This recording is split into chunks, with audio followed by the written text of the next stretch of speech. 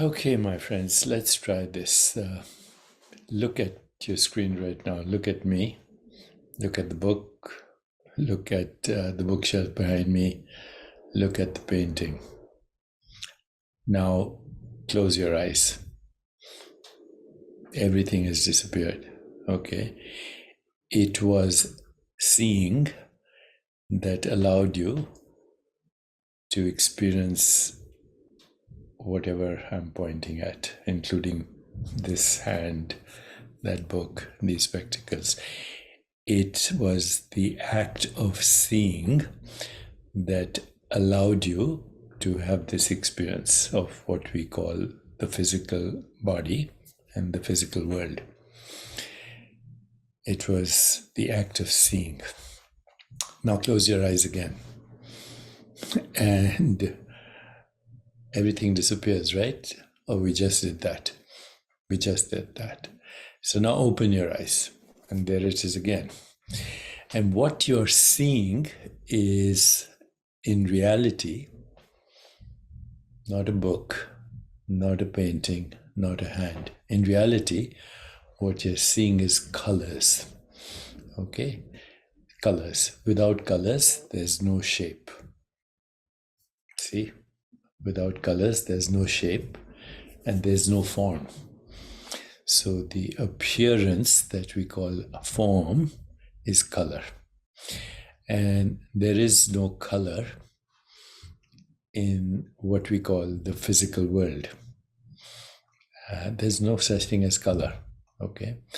And also, there is no physical act called seeing. Okay. So what is happening is awareness is modifying itself into an activity that we call seeing. And then that formless, colorless awareness appears as these colors, because these colors are modified appearances of that which is colorless. So once again, these colors are a modified experience of the colorless, formless activity in awareness that we call seeing. And then you give a shape, a form, a color, a name. So you call this book, you call this hand, body, nose, painting, bookshelf, computer. So far, so good, I hope. You've given a name to a seeing, and to a human seeing, not to, an owl seeing. You've given a name to a human seeing. The seeing is not a physical act, even though you open your eyes, the seeing, the intention to see, is a modified expression of awareness, modifying itself into the intention of seeing. And that intention of seeing modifies the invisible awareness into colors, shapes, and forms that appear on the screen of consciousness. And then you give it a name, and then it becomes a physical object out there, when the experience was, of course, non-local, not here. Even here is the experience of the non-local. So this is a deeper understanding of what is called Nam Rupa in Advaita Vedanta. So once again, Advaita Vedanta is the understanding of non-duality. And it emphasizes the ultimate non-duality of all reality. Everything that we experience, including our individual self and the external world, is an appearance within, formless, infinite, irreducible, shapeless, invisible, infinite, timeless, incomprehensible, inconceivable, non-perceivable, Brahman. Brahman is ultimate reality. Now, here it's important to understand the concept that we call Nam and Rupa. So, Nam is the Sanskrit word for name, and Rupa is the Sanskrit word for the appearance of form. Nam represents the mental construct or label we assign to an experience. Rupa or form refers to the perceived sensory qualities of that experience. Together, they create the illusion of separate objects in our awareness. So, once again, understand that fundamental reality is formless awareness. Advaita Vedanta, posits a fundamental formless awareness that underlies all experience. And this is often referred to as Brahman or Atman or pure consciousness. So, seeing is just awareness modifying itself. There's no separate seer or object being seen. Awareness takes on the appearance of both seer and scenery, just like a wave is both water and its form.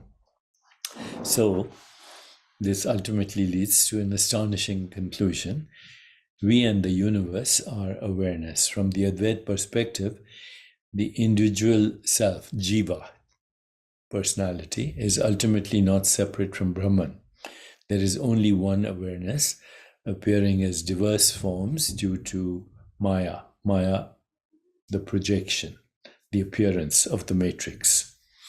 Okay, so Jiva and Atma is a deep understanding of soul and spirit, while Jiva refers to the individual self with its limitations and ego. Atman is the true self, identical to Brahman. And what we call liberation or moksha involves realizing this identity. In Sanskrit, there's also a term called Mahavakya, and this refers to four great pronouncements, such as Tattvamasi, you are that, all this is that, that alone is. Other Mahavakyas include Aham Brahmasmi, Satchitananda, and so on. Advaita proposes various practices like meditation, self-inquiry, love, to remove ignorance, which means the ignorance of the separate self, which is the ignorant identity, and deeper understanding through these practices allows us to help remove ignorance, which is called avidya, and attain moksha, which is called liberation or freedom. So, this is the meaning of Nam Rupa, how the word becomes the flesh. This is a continuing exploration of how words are the precious commodity that we use to understand and to heal the world. And if you don't use them correctly, they can also injure the world. Or let's say the appearance of the world, the appearance of the mind, body, universe complex. I hope you find this understanding useful. Nam, Rupa, name and formless. And what I gave as an example called seeing applies to hearing, applies to tasting, applies to smelling, applies to feeling, applies to thinking. But seeing is the most convincing bamboozlement that there is a physical world.